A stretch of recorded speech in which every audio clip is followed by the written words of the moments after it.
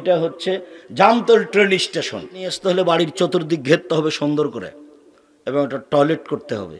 কোটি টাকা দিয়ে টয়লেট করতে হবে না, কোনো রকম চললেই হলো। তখন আপনি স্বামী হলে 5টা জিনিস লাগে। এক, আতেম মাতায় এমতা, যেমানের খাচ্ছ বউ ছেলে মেয়েকে সেমানের খাওয়াবা। 2, ফাঁকশো মাক্তা সাইতা, যেমানের কাপড় পরো বউকে ছেলে মেয়েকে সেমানের পরাবা। 3, ওলা তুকাব্যে, বউকে কটু কথা বলবা না, বউকে গালি দিতে হয় না, স্ত্রীকে মারতে হয় না, গালি দিতে হয় না। ও হলো তৃপ্তির বস্তু, ও হলো শান্তির বস্তু, ও খুব আদরের বই, এত আদরের বই, এত আদরের বই, এত আদরের। হচ্ছে সোনাতলা হাটের বগুড়া সোনাতলা হাটের আদরের মালসা, ওকে আদর করতে হয়, ওকে গালি দিতে হয় না, মারতে হয় না। গালি দিলে মারলে এই তৃপ্তি ভেঙে যাবে। কোটি টাকা দিয়ে বাড়ি করেন, বউ ছাড়া তৃপ্তি হবে না। খুব ভালো দামি খাট তৈরি করেছেন, মখমল চাদর বিছানো আছে, কোনো তৃপ্তি নেই বউ ছাড়া। বউ একটা ভিন্ন জিনিস, আল্লাহর পক্ষ থেকে এটা ব্যতিক্রম নিয়ামত। তার জন্য আল্লাহ রাসূল বলছেন মারবেন না। বললেন না তো এই কথা। আবার দেখেন 4 নম্বরে বলছেন যে মারো, তবে মুখের উপরে মারো না। দেখেন কথা আবার ধরলেন। আগে বললেন যে কটু কথা বলবো না, পরের বাক্যে কি বলছেন? মারলে মুখের উপরে মারবো না। তাহলে মারা লাগবে। ওই যে কয়েকটা হাদিস চলে গেল। এবার আল্লাহ তাতরুকা ইল্লা ফিল বাইতে, তুমি তোমার স্ত্রীকে তোমার বাড়ি ছাড়া কোথাও যেতে দিও না। খালার বাড়ি যেতে পারে না, ফুফুর বাড়ি যেতে পারে না, মায়ের বাড়ি যেতে পারে না। জরুরি দুর্ঘটনা ছাড়া আপনার স্ত্রী বাড়ি থেকে বের হতে পারে না, তার নাম স্বামী। আপনার স্ত্রী যদি এই বাড়ি ওই বাড়ি সেই বাড়ি বড়ে বেড়ে, তাহলে আপনি একটা কাপুরুষ, ঘৃণিত পুরুষ, আপনার কোনো দামই নাই, আপনি একটা ভ্যালুলেস মানুষ, আপনি এমনি একটা অহেতুক মানুষ, গরু ছাগলের মতো, পশু প্রাণীর মতো। পশু প্রাণী থাকে খায়, গরু ছাগল কোনো সমস্যা হয় না। আপনি আর আপনার স্ত্রী থাকছেন, খাচ্ছেন, এই বাড়ি ওই বাড়ি ঘুরছেন গরু ছাগলের মতো। আল্লাহ তাআলা বলছেন বুঝেও বুঝে না ওরা, অন্তর আছে বুঝে না, দেখেও দেখে না ওরা, চক্ষু আছে দেখে না, শোনেও শোনে না ওরা, কান আছে শোনে না। উলায়েকা কাল আনাম, তারা পশু প্রাণীর মতো, তারা গরু ছাগলের মতো, তারা কুকুর শ্রেণীর মতো, বালহুম আযাল, বরং তার চেয়ে খারাপ। আপনার পরিবার, আপনি আর আপনার স্ত্রী, আপনার ছেলে মেয়ে গরু ছাগলের মতো, কুকুর শ্রেণীর মতো। খারাপ লাগলে আসে যায় না। রাসূলুল্লাহ সাল্লাল্লাহু আলাইহি ওয়াসাল্লামের পদ্ধতিতে আসতে হবে, না হলে বলতে হবে আমি কুকুর শ্রেণীর মতো বসবাস করি, এটা বলতে হবে। বউ এ বাড়ি ও বাড়ি যায় মানে যে না, আপনি স্বামী নন। আল্লাহ রাসূল বলছেন স্বামী হলে 5টা জিনিস লাগে। মনে থাকবে না মনে হয়। শেষ নম্বরে আছে চোখ যেভাবে ঘুরে বউ সেভাবেই চলে, তার নাম ক্ষমতা। স্ত্রী আপনার বাড়িতে এসেছে, ওর বাপ বিবাহ দিয়েছে, স্বামীর কাছে গেছে, তাই বাচ্চা হয়ে গেছে, ও জানে না মা কাকে বলে। পাগলিও বাচ্চা প্রসব করাতে পারে, পাগলিও বাচ্চাকে দুধ খাওয়াতে পারে। তো বাচ্চা প্রসব করা আর বাচ্চাকে দুধ খাওয়ার নাম মা নয়। মা হচ্ছে, আল্লাহ রাসূল বলছেন পাহারাদার। মা হচ্ছে পাহারাদার। ছেলে মেয়ে 19-20 কিছু করতে পারবে না, যদি করে তাহলে মা নেই। মায়ের সামনে যদি ছেলে টাকানোর নিচে প্যান্ট পরে থাকে, ওটা মা নয়, এটা হলো খালা, ওটা সৎ মা। মায়ের সামনে যদি ছেলে দাড়ি চাঁচে, তাহলে ওটা মা নয়। মায়ের সামনে যদি মেয়ে মাথায় কাপড় না দেয়, এই যে এখন আপনার মেয়ে ক্লাস 10-এ পড়ে, আপনার স্ত্রীও আছে, আপনার পাশে বসে আছে, ওই যে পিছনে, একবারে মেয়ে ক্লাস 10-এ পড়ে, পাঞ্জার চুল, মাথায় কাপড় নাই, এমনিতে আছে। আপনার স্ত্রী ছোট ব্লাউজ পরে আছে, পেট পিট সবাই দেখতে পায়, আপনি একটা পুরুষ, আপনি একটা ঘৃণিত পুরুষ, আপনি পুরুষই নন। আপনি নিজে পরিবারটাকে কবর দিয়েছেন, জাহান্নামের পথ খুলে ধরেছেন।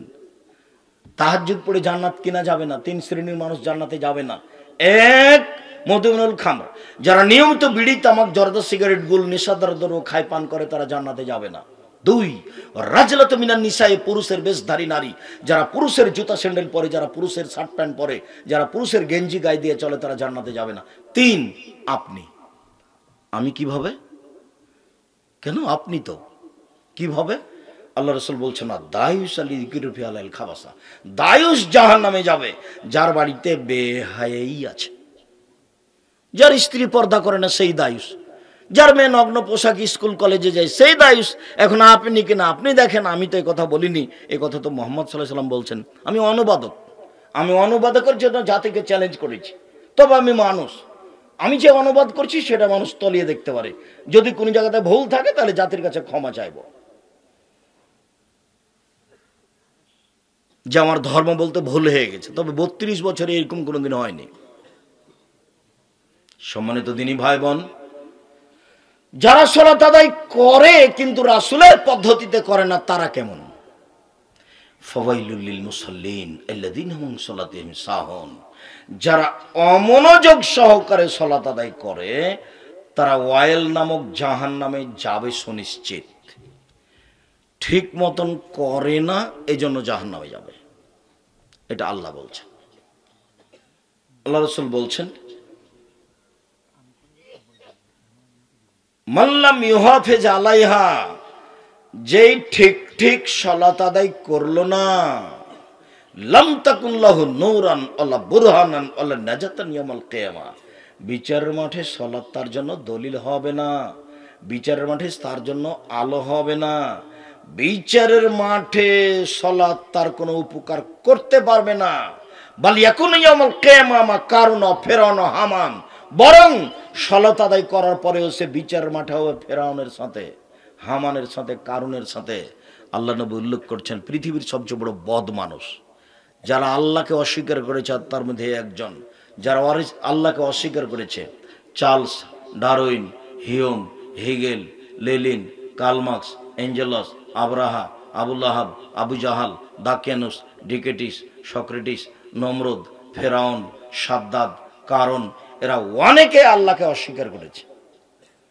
আর আল্লাহর নবী বলছেন সালাত আদায় করলো কিন্তু ঠিক মতো করলো না, এ ফেরাউনের সাথে থাকবে। এর চেয়ে আর দুঃখজনক কিছু আছে কথা?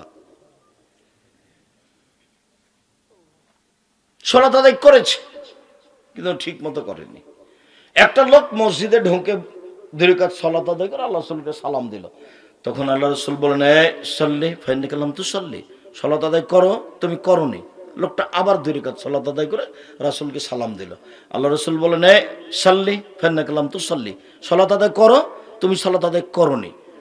লোকটি আবার 2 রাকাত সালাত আদায় করে আল্লাহ রাসূলকে সালাম দিল। আল্লাহ রাসূল বলেন, সাল্লি ফাইন্নাকা লাম তুসাল্লি, এই সালাত আদায় করো, তুমি সালাত আদায় করোনি। তখন লোকটি বলছে, আল্লিমনি কাইফা উসাল্লি, কিভাবে সালাত আদায় করতে হবে আমাকে বলে দেন।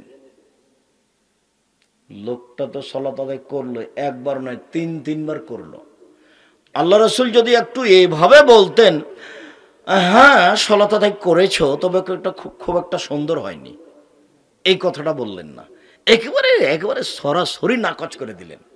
এর মুখামুখি মসজিদে নববীতে, এর মুখামুখি, তুমি সালাত আদায় করনি, করো। লোকটা কয়বার সালাত আদায় করেছে? 3 বার। ভুল ছিল কোথায়? রুকু আর সিজদাই। তাহলে এবার পূর্বের হাদিসটা বলি, যখন সূচনায় বলেছিলাম যে 2 রাকাত সালাত আদায় করলে কত নেকি পাবো? 300। একটা কথার কথা। তো যদি অজু ভুল হয় 100 কাটা গেল, যদি রুকু ভুল হয় কাটা গেল, যদি সিজদা ঠিক না হয় তাহলে 100 কাটা গেল, 3টেই কাটা গেল। ঘটনা এখানে তাই আছে। তাহলে এখন আব্দুর রাজ্জাক সাহেব আমাদের যারা মসজিদে ঢুকে খালি সিজদায় মারি জোরে, আর রুকু থেকে উঠেইনি ভালোভাবে, তার আগে চলে গেছে সিজদাই। ইবাদত কম করেন, রাসূলের পদ্ধতিতে করেন, ইহকালও টিকবে, পরকালও টিকবে। আর এইভাবে সালাম দিয়ে একবার মুখে চুমা করে, বুকে হাত দিয়ে, কপালে হাত দিয়ে, এভাবে ধর্ম নয়। এরকম ভালোবাসার নাম ধর্ম নয়। আসসালামু আলাইকুম, হাতে হাত মিলিয়ে হাত দুটা পৃথক হয়ে যাবে, দুইজনের পাপ ক্ষমা হয়ে যাবে। করোনা ভাইরাস, সামনে কেউ যাবে না। এখন ব্যাংকে ঢুকে দেখছি ম্যানেজার সামনে চেয়ার রাখেননি। কি খবর ম্যানেজার সাহেব, সামনে চেয়ার নেই যে? ভাই ওই জন্য কিছু আর বলিয়ে নয়, দূরে বসেন আপনি। আমি আব্দুর রাজ্জাক বিন ইউসুফ করোনাকে কোনোদিন সরিষার সম পরিমাণ দাম দিইনি, জীবনে কোনোদিন দেব না। আমি ঘোষণা পূর্বে দিয়েছি, যখন সূচনা দেখা দিয়েছিল, যদি কারো করোনা হয় আমি তার সাথে খেতে প্রস্তুত, যদি কেউ করোনায় মারা যায় তাহলে আমি তার গোসল জানাজা দিতে প্রস্তুত। এতে যদি আমারও করোনা হয় তাহলে আমি বলবো না এর কারণে হয়েছে, আমি বলবো পৃথিবী সৃষ্টির 50,000 বছর পূর্বে যেদিন আমার ভাগ্য লিখা হয়েছিল সেদিনই করোনা লিখা হয়েছিল, সেই জন্য হয়েছে, এর কারণে হয়নি। আমি অল্প দিন বাঁচতে এসে শিরক করতে রাজি নই, অল্প দিন বাঁচতে এসে শিরক করতে রাজি নই, এটা আমি করতে রাজি নই। বিমানবালা মেয়েটা বলছে মুখে মাস্ক দেন, ধৈর্য ধারণ করো, মুখে মাস্ক দেন, একটু ধৈর্য ধারণ করো। মুখে মাস্ক দেন, এটা উপর থেকে আদেশ।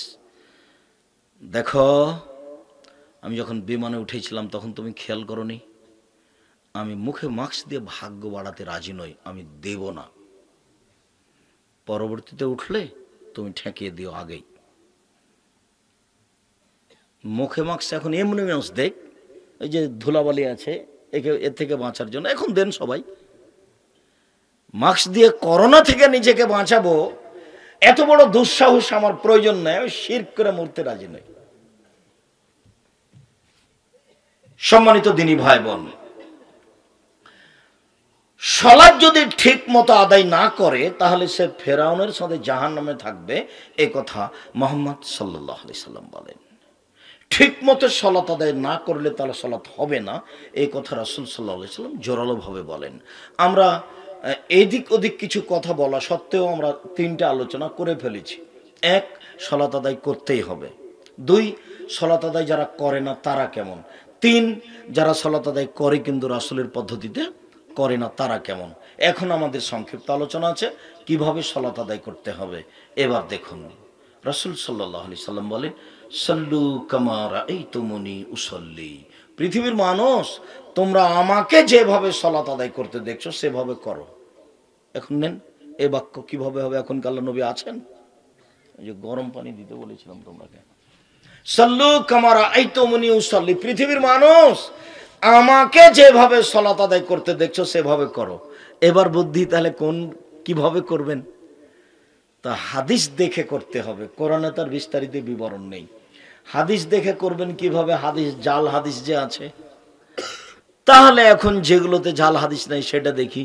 সেটা কি বুখারী, সেটা কি মুসলিম, সেটা কি রিয়াজুস সালেহিন। আপাতত এই তিনটে হাদিস গ্রন্থ দেখে সালাত আদায় ঠিক করার জন্য আমি আব্দুর রাজ্জাক বিন ইউসুফ পরামর্শ দিলাম। যদি অতিরিক্ত বই লিখা বই মনে করেন, তাহলে যাদের বই সঠিক আছে তার মধ্যে আমারও একটা আছে, সেটা হলো না, সালাতুর রাসূল, প্রচলিত সালাত বনাম রাসূল সাল্লাল্লাহু আলাইহি সাল্লামের সালাত, আব্দুর রাজ্জাক বিন ইউসুফ। আমরা চেষ্টা করেছি অগ্রহণীয় হাদিস পেশ না করার। এটা দেখুন কিভাবে বাস্তবায়নে বাস্তব লেখা আছে, সেটা দেখে পড়ুন। আমি এটা পরে বলছি, আগেরটা আপনি বুখারী দেখে ঠিক করে নেন।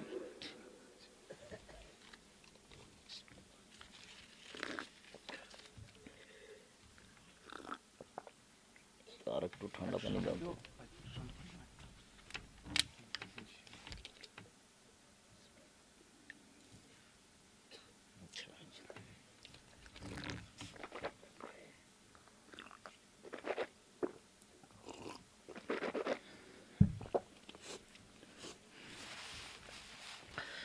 তাহলে রাসূল সাল্লাল্লাহু আলাইহি সাল্লাম তো এখন নেই যে দেখে সালাত আদায় করব। তাহলে এখন সালাতের উপরে যে সব বই পুস্তক আছে, নির্ভরযোগ্য বই দেখে সালাত আদায় করুন। আজকের জন্য আমাদের পক্ষ থেকে আপনাদের কাছে থাকছে জামিয়া সালাফের পক্ষ থেকে, অনলাইন আল ইতিসাম টিভির পক্ষ থেকে, নেভারাস ইসলামিক রিসার্চ ফাউন্ডেশনের পক্ষ থেকে, আমি খাকসার সাধারণ মানুষ আব্দুর রাজ্জাক বিন ইউসুফের পক্ষ থেকে প্রচলিত সালাত বনাম রাসূল সাল্লাল্লাহু আলাইহি সাল্লামের সালাত, এছাড়া উপদেশ, এছাড়াও কে বড় ক্ষতিগ্রস্ত, কে বড় লাভবান, আদর্শ পরিবার, আদর্শ নারী, এছাড়াও অতীব গুরুত্বপূর্ণ আইনে রাসূল সাল্লাল্লাহু আলাইহি সাল্লাম দোয়া অধ্যায়।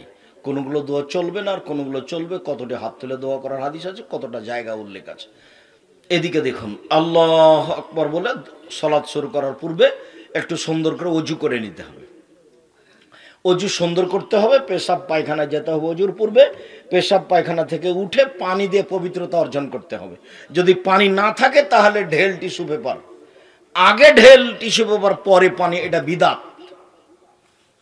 পানি দিয়ে পবিত্রতা অর্জন করবেন, পানি নেই তখন ঢেল টিস্যু পেপার, আগে ঢেল টিস্যু পেপার তারপরে পানি, এটা কথা মিথ্যা, এটা ধর্ম নয়। আবার টিস্যু পেপার নিয়ে 40 কদম হাঁটবেন, এটাও জায়েজ নাই। খক খক করে কাশবেন, এটাও শরীয়ত অনুমোদন দেন, এটা একটা নোংরামি নীতি। আর 40 দিন কেন, 40 কদম কেন? বাচ্চা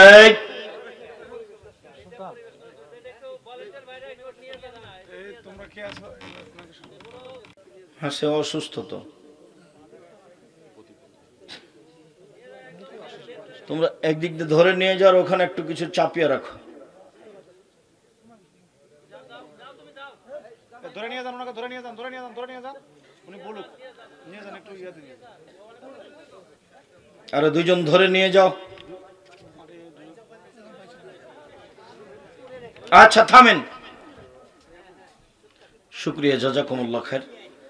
এরপরে যারা বলছে এ বাচ্চা, এই 40 কদম হাঁটতে হবে, তাছাড়া পবিত্র হবে না, ঢেল টিস্যু পেপার নিতেই হবে, যদি তাই হয় তাহলে শুধু পুরুষকে পবিত্রতা অর্জন করতে হবে এভাবে, মহিলাকে পবিত্রতা অর্জন করতে হবে না? তাদের মহিলারা ঢেল নিয়ে 40 কদম হাঁটে, তারা নিজেরাই শুধু জান্নাতে যেতে চায়, মহিলারাকে জান্নাতে যেতে হবে না? তাহলে ওরা কি করবে মহিলারা? তার মানে ধর্ম এমন নয়, পদ্ধতি ভুল। বাস আল্লাহ নাউযুবিল খবসল খাবাইস বলে পেশাব পায়খানায় বসবেন, গোফরানাকা বলে পবিত্রতা অর্জন করে উঠে যাবেন, সুন্দর করে ওযু করবেন, ওযু শেষে বলবেন আশহাদু আল্লা ইলাহা ইল্লাল্লাহু ওয়াহদাহু লা শারীকা লাহু ওয়া আশহাদু আন্না মুহাম্মাদান আবদুহু ওয়া রাসূলুহু। এবার জান্নাতের সব দরজা খুলে গেছে। আব্দুর রাজ্জাক সাহেব, আমরা যে দোয়া পড়ি আল্লাহুম্মা জাল্লি মিনাত তাওবিন ওয়া জাল্লি মিনাল মুতাতাহিরিন, হ্যাঁ এটা পড়েন, এটাতে নেকি হবে, কিন্তু জান্নাতের সব দরজা খোলা হবে না। আজ থেকে ওযু করার পরে কোন দোয়া পড়বেন বলেন তো? আশহাদু আল্লা ইলাহা ইল্লাল্লাহু ওয়াহদাহু লা শারীকা লাহু ওয়া আশহাদু আন্না মুহাম্মাদান আবদুহু ওয়া রাসূলুহু। তাহলে কি হবে? জান্নাতের সব দরজা খুলে গেছে। আর যদি বলেন আল্লাহুম্মা জাল্লি মিনাত তাওবিন ওয়া জাল্লি মিনাল মুতাতাহিরিন, তাহলে সব হবে, কিন্তু জান্নাতের দরজা খুলবে না। এবার আল্লাহু আকবার বলে দাঁড়ান, দাঁড়ানোর সময় দুই পায়ের মাঝের গোড়ালির ফাঁকা রাখবেন, দুই পায়ের মাঝে ফাঁকা রাখবেন, শরীরের ভারসাম্য বজায় রেখে যতটুকু ফাঁকা লাগে। মহিলা বৈঠকে কিন্তু মহিলারা বলেছে চাঁপাইনবাবগঞ্জের ভাষা, বুবু নামাজে যখন দাঁড়াবা বুবু, তখন দুই পায়ের গোড়ালিকে জমা রাখিও বুবু, যদি দুই পায়ের গোড়ালি ফাঁকা রাখো বুবু, তাহলে লজ্জা স্থানের যোগাযোগ বুবু মাটির সাথে হবে, মাটি অভিশাপ করবে। বুবুর সব কথাই নাকি বুখারীতে আছে।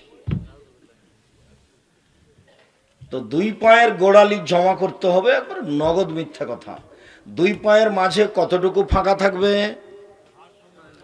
শরীরের ভারসাম্য বজায় রাখার জন্য যতটুকু আল্লাহ রাসূল মাপ উল্লেখ করেননি। দুই পায়ের গোড়ালি জমা করে দাঁড়াতে হবে, কথা মিথ্যে।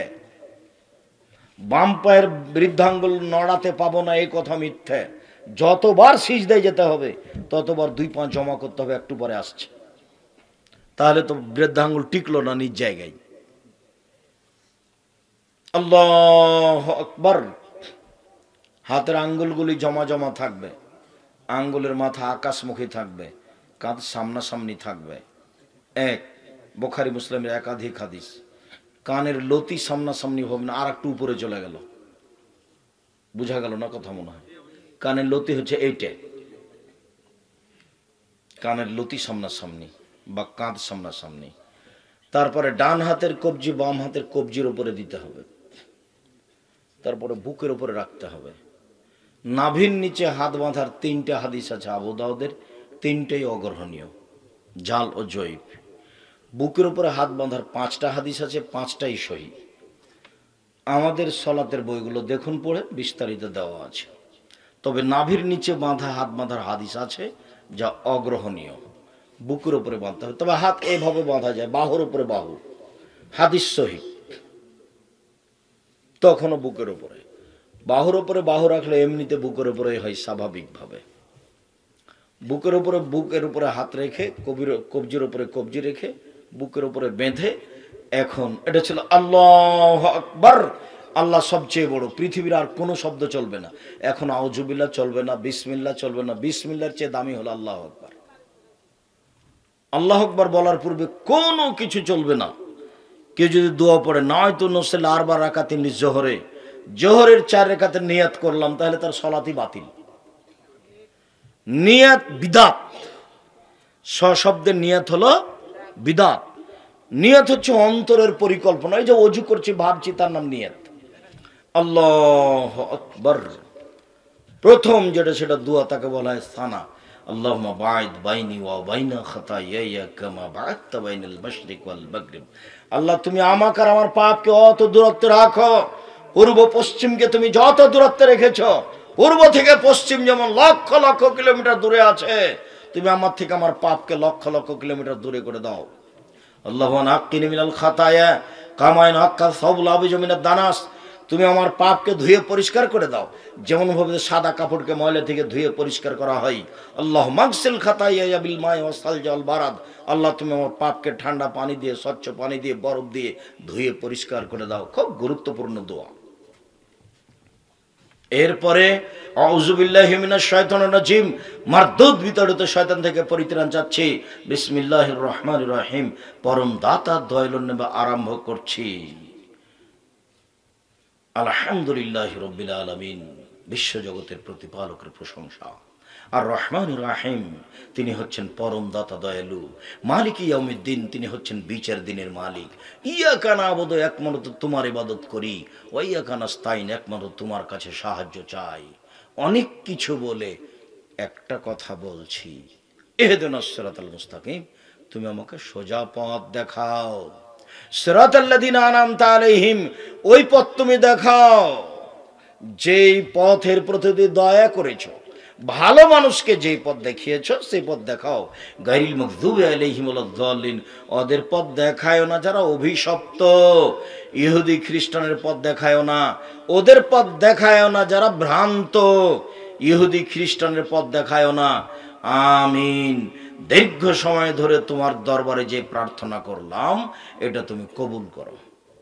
এ দেখেন, আল্লাহকে ডাকা শুরু হয়ে গেছে। আল্লাহু আকবার, আল্লাহ সবচেয়ে বড়। তারপরে বলছেন আল্লাহুম্মা বা'id বাইনি ওয়া বাইনা খাতায়ায়া কামা বা'adta বাইনাল মাশরিক ওয়াল মাগরিব। আল্লাহকে ডাকা শুরু হয়ে গেছে, গোটাটাই দোয়া। তারপরে আউযু বিল্লাহ, বিসমিল্লাহ, তারপরে সূরা ফাতিহা। এ দেখেন আল্লাহকে ডাকা শুরু হয়ে গেছে। ইহদিনাস সিরাতাল মুস্তাকিম, তুমি আমাকে সোজা পথ দেখাও, তুমি আমাকে সরল পথ দেখাও। ওরা বলে এই পথে আসো, ওরা বলে এই পথে আসো, ওরা বলে এই দল করো, ওরা বলে এই দল করো, ওরা বলে এই সংগঠন করো, ওরা বলে এই সংগঠন করো। আমি কোন দল করি? তুমি সোজা পথ দেখাও। আবুল আলা মওদুদি বলেন, আমাকে রাজপথ দেখাও। আমি কোন পথে যাই? আমাকে সোজা পথ দেখাও। দীর্ঘ সময় ধরে তোমার দরবারে যে পথের কামনা করলাম, এটা তুমি কবুল করো। বিসমিল্লাহির রহমানির রহিম। কুল আল্লাহু আহাদ, হে নবী আপনি বলুন আল্লাহ একক, আল্লাহু সামাদ, তিনি হচ্ছেন নিরপেক্ষ মুখাপেক্ষীহীন। লাম ইয়ালিদ, তিনি কাউকে জন্ম দেননি। ওয়ালাম ইউলাদ, তিনি কারো থেকে জন্ম নেননি। ওয়ালাম ইয়াকুল লাহু কুফুয়ান আহাদ, তার সমকক্ষ কেউ নেই। আল্লাহু আকবার।